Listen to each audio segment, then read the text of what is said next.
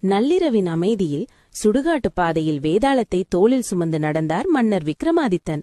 அப்போது வேதாளம் சிரித்துக்கொண்டே, "மன்னனே, இன்று உன் புத்தியை சோதிக்க ஒரு புதிர்கதை" என்று சொல்லி கதையைத் தொடங்கியது. ஒரு காலத்தில் உஜ்ஜயினி நகரில் ஒரு பெரும் திருடன் வாழ்ந்து வந்தான். ஒரு நாள் அரண்மனையில் திருடிவிட்டு தப்பிச் செல்லும்போது காட்டுப்பாதையில் அழுது கொண்டே சென்ற ஒரு இளம் பெண்ணை பார்த்தான். அவள் தன் விருப்பமில்லாத திருமணத்திலிருந்து தப்பித்து காதலனை சந்திக்கச் செல்கிறேன் என்று கூறினாள்.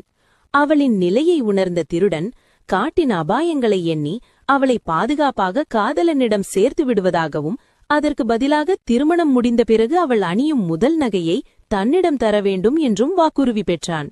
அவளும் சம்மதித்தாள். திருடன் அவளை பாதுகாப்பாக சேர்த்தான். திருமணமும் நடந்தது.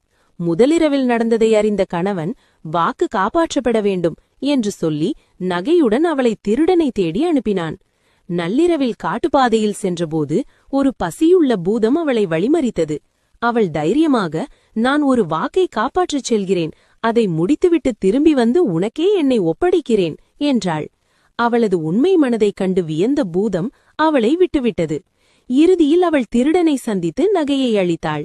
அவளது நேர்மையும் அவளது கணவனின் மனப்பான்மையும் அறிந்த திருடனின் மனம் முற்றிலும் மாறியது. "உன் நேர்மைக்கு முன் என் திருட்டு தொழில் தோற்றுவிட்டது" என்று சொல்லி அந்த நகையை மட்டுமல்லாமல் தான் அரண்மனையில் திருடிய அனைத்து நகைகளையும் அவளுக்கே கொடுத்து அனுப்பினான். கதையை முடித்த வேதாளம், "இந்த கதையில் யாருடைய தியாகம் உயர்ந்தது?" என்று கேட்டது.